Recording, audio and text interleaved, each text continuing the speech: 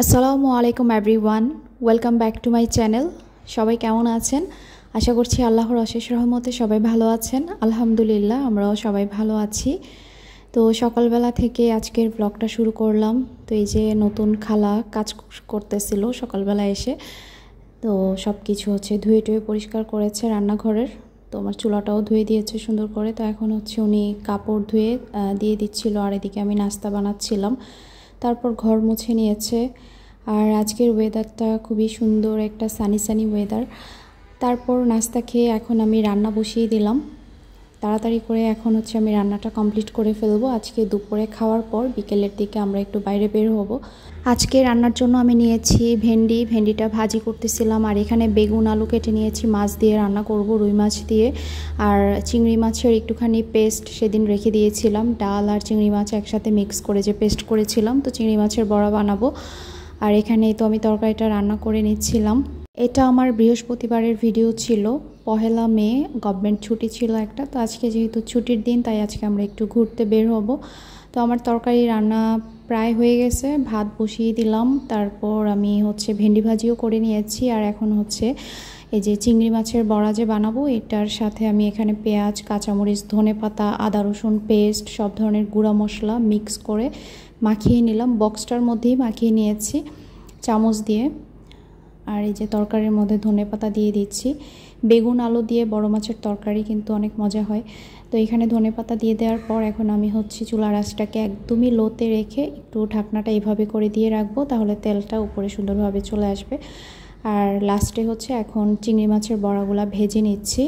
এদিকে আমার জামাই লেবুর শরবত বানাচ্ছে, আমরা দুজনেই খাবো। রান্না করার সময় এত গরম লাগে, রান্নাঘরে দাঁড়িয়ে দাঁড়িয়ে রান্না করতে করতে আমি প্রচুর ঘেমে যাই, এত বেশি গরম।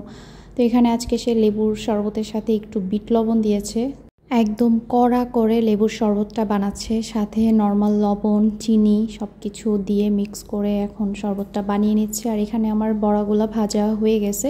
চিংড়ি মাছের বড়া বলা যায় বা পাকোড়া বলা যায় বা আর কি বলা যায়, যাই বলা যাক না কেন, এটা অনেক বেশি মজা হয়। আর এই বড়াটা ভাজার সময় এত সুন্দর একটা ফ্লেভার বের হয়। এই চিংড়ি মাছের বড়াটা আমার খুব খুব পছন্দের। তো এই যে লেবুর শরবত খেয়ে নিচ্ছি, আর আমার রান্নাও শেষ। তারপর আমরা খেয়ে দিয়ে একটু রেস্ট নিয়ে এখন রেডি হয়ে বের হয়ে যাচ্ছি। দূরে কোথাও যাব না, বাসার পাশেই চিড়িয়াখানাতে যাব আজকে আরিশকে নিয়ে। মূলত আরিশকে বিভিন্ন অ্যানিমেলসের সাথে ইন্ট্রোডিউস করানোর জন্যই আজকে ওকে চিড়িয়াখানায় নিয়ে যাচ্ছি। বাচ্চাদেরকে ছোটোবেলায় একটু চিড়িয়াখানা ঘুরিয়ে দেখালে ছোটোবেলা থেকেই সরাসরি অ্যানিমেলসগুলো দেখলে ওরা অনেক কিছুই শিখে যায়। আর চিড়িয়াখানায় আমাদের তো তেমন যাওয়াই হয় না, তো ভাবলাম যে আজকে একটু চিড়িয়াখানায় যাওয়া যাক। ঢাকা চিড়িয়াখানায় অনেকবার ছোটোবেলায় আমার যাওয়া হয়েছে, আমার আরিশমণির যাওয়া হয় নাই আর কি। তো ওকে নিয়ে আজকে প্রথমবার, ওর প্রথমবার চিড়িয়াখানা ভিজিট আজকে। তারপর এই তো আমরা বের হয়ে গিয়েছি। আমাদের বাসার খুব কাছেই কিন্তু ফয়েজ লেক। তো আমরা আর সিএনজি নিব না, রিক্সাতে চড়ে আরাম করে চলে যাচ্ছিলাম। সুন্দর বাতাস ছিল বাহিরে, আর এই রোদটা না থাকলে আরও বেশি ভালো লাগতো। বিকেলের শেষের দিকে একটুখানি রোদ পেয়ে গেছি আর কি, সূর্যটা একটু পরই ডুবে যাবে। তো আমরা একটু দুপুর থাকতেই বের হয়েছি, কারণ চিড়িয়াখানায় তো রাতের বেলা গিয়ে লাভ নাই, আর যেন সন্ধ্যার আগে আমরা বের হয়ে যেতে পারি, এজন্য একটু আর্লি বের হয়ে গিয়েছি আর কি। তো এই যে চলে আসলাম ফয়েজ লেকের ভেতরেই চিড়িয়াখানা। চিটাগং চিড়িয়াখানার ভেতরে এর আগে আমার যাওয়া হয় নাই, আজকে আমি প্রথমবার যাচ্ছি আর কি। ঢাকা চিড়িয়াখানাতে আমার অনেকবার যাওয়া হয়েছে, বাট চিটাগং এই ফার্স্ট টাইম। তো এই যে আমরা একটা অটো রিক্সা দিয়ে চলে আসলাম। এখান থেকে গেট থেকে অনেকটাই ভেতরে। ফয়েজ লেক তো অনেকবারই যাওয়া হয়েছে, তাই আজকে আর ফয়েজ লেকের ভেতরে ঢুকবো না, জাস্ট চিড়িয়াখানাটা ঘুরে দেখি আমরা বের হয়ে যাব। আরিশ তো খুব খুশি ছিল, সে সকালবেলা থেকে ওকে বলা হয়েছে যে ওকে আজকে চিড়িয়াখানায় নিয়ে যাওয়া হবে, জুতে নিয়ে যাওয়া হবে। সে সবাইকে বলছিল আর কি, ভিডিও কলে ওর নানু তারপর খালামুনি সবাইকে বলতেছিল আজকে আমি জুতে যাব অ্যানিমেলস দেখতে। খুবই এক্সাইটেড ছিল, যেহেতু ওর প্রথমবার সরাসরি কোনো অ্যানিমেলস সে আজকে দেখবে, বড় বড় যে প্রাণীগুলা। তারপর এই যে প্রথমেই আমরা চলে আসলাম ময়ূরের খাঁচার সামনে। ভেতরে বেশ কয়েকটা ময়ূর ছিল, তো দুই একটা পাখা মেলেছিল, কিছু কিছু উপরে উঠেছিল। খাঁচার ভেতরে খুব ভালো করে ভিডিও ফুটেজ নেওয়া যায় না। আমি হচ্ছে যে ছোট ছোট ছিদ্রগুলো দিয়ে একটুখানি দেখানোর ট্রাই করতেছিলাম আর কি। আর কোথাও ঘুরতে আসলে একটুখানি ভিডিও না করলে তো হয় না, তাই দেখার পাশাপাশি একটু ভিডিও করে নিলাম আপনাদের সাথে একটু শেয়ার করার জন্য। আর আমার যে পার্সোনাল ক্যামেরাম্যান আছে ওনাকে আমি ভিডিও করতে দেই না, কারণ ওনার হাতে করা ভিডিও আমার খুব একটা পছন্দ হয় না। অবশ্য আমার নিজের করা ভিডিও যে একদম পারফেক্ট সেটা না, বাট আমার মন মতো হয় না দেখে দেখা যায় যে সব ভিডিওগুলো আমিই করি। অনেকে আমাকে জিজ্ঞেস করেন যে আপু আপনাকে ভিডিও কে করে দেয় যখন বাইরে ঘুরতে যান? তো আমি নিজেই তখন ব্লগার থাকি, নিজেই হচ্ছে ক্যামেরাম্যান থাকি, নিজের ভিডিও নিজেই করি, সেজন্য আমার খুব একটা ক্যামেরাতে আসা হয় না। তারপর আমরা হচ্ছে মাঙ্কি দেখলাম, আর এখানে হচ্ছে এসে অনেকগুলা বাঘ দেখলাম।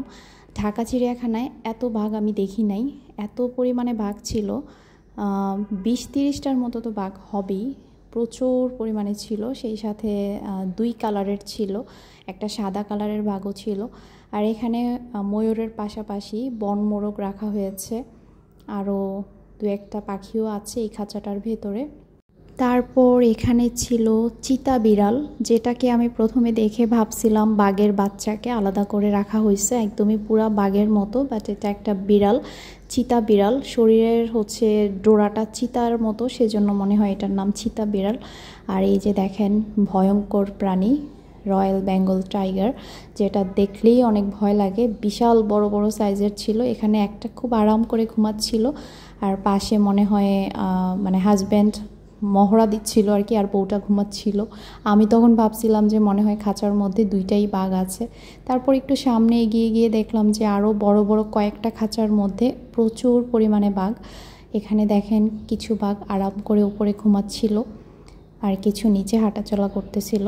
আর মানুষও ছিল প্রচুর। আমরা ইচ্ছে করে ফ্রাইডেতে যাই নাই, কারণ ফ্রাইডেতে চিড়িয়াখানার সামনে দিয়েও যাওয়া যায় না, এত বেশি মানুষ থাকে। কারণ ফ্রাইডেতে বেশ কয়েকবার ফয়েজ লেক যাওয়া হয়েছে, তখন চিড়িয়াখানার সাইড দিয়ে দেখলাম আর কি যে কী পরিমাণে যে মানুষের ভিড় থাকে। সেজন্য আমরা হচ্ছে বৃহস্পতিবারে আসছি, তারপরও দেখলাম যে অনেক মানুষের ভিড়। তো বাঘগুলা দেখে তো আরিশ খুবই মজা পাচ্ছিল। সে তার বইয়ের অ্যানিমেলসগুলোর সাথে হচ্ছে মিলাচ্ছিল বাসায় আসার পর, যে সে আজকে কোন কোন অ্যানিমেলসগুলো দেখেছে। যাওয়ার সময় বলতেছিল যে আজকে কি কি দেখে নাই, এগুলোও বলতেছিল। তো এই যে আরও ছোট অবস্থায় যদি বাচ্চাদেরকে চিড়িয়াখানায় নিয়ে আসা যায়, আরও ছোটোবেলা থেকেই হচ্ছে সব প্রাণী বাচ্চারা একদম দেখে দেখে শিখে যায় কোনটা কি। তো এখন হচ্ছে আমরা পুরোটাই ঘুরে দেখব। এরিয়াটা খুব বেশি যে বড় তা না, আবার খুব বেশি ছোটও না, মোটামুটি আছে, খারাপ না। আর অ্যানিমেলসও আছে অনেক প্রকারের, আর পরিমাণও অনেক বেশি আছে। আর এখানে দেখলাম যে ভয়ঙ্কর অজগর গ্লাসের মধ্যে রাখা। তারপর এর মধ্যে আমরা ভালুক দেখলাম, হরিণ দেখলাম, আর অনেক কিছুই দেখা হয়েছে, সব কিছু ভিডিও আমি নিতে পারি নাই। তো এখানে অজগরগুলো দেখে তো যদিও গ্লাসের ভেতরে, বাট খুব ভয় লাগতেছিল, কারণ সাপ জিনিসটার নাম শুনলেই কেমন জানি গা শিরশির করে।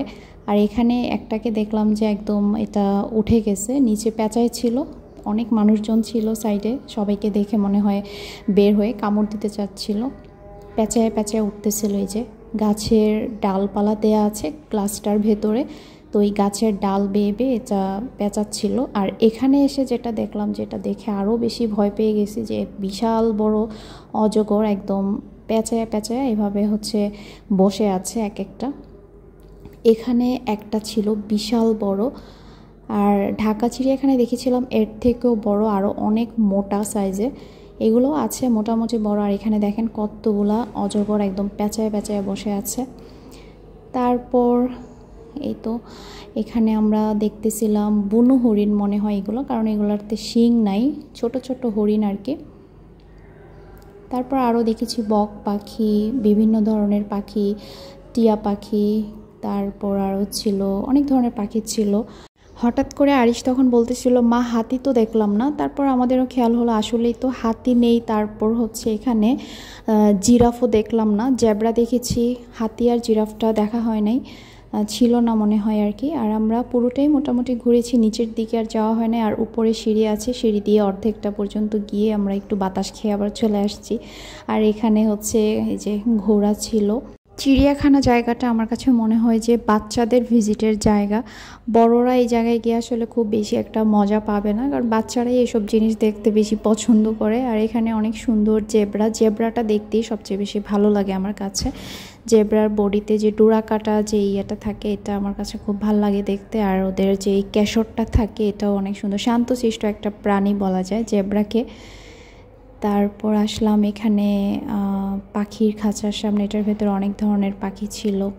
আমার ছোটোবেলায় পাখির প্রতি অনেক বেশি একটা ভালোবাসা কাজ করতো। পাখি পালতে ইচ্ছে করতো, পাখি জিনিসটা পোষার জন্য আমি এত পাগল ছিলাম। আমার আব্বু আমাকে পাখি কিনেও দিয়েছিল।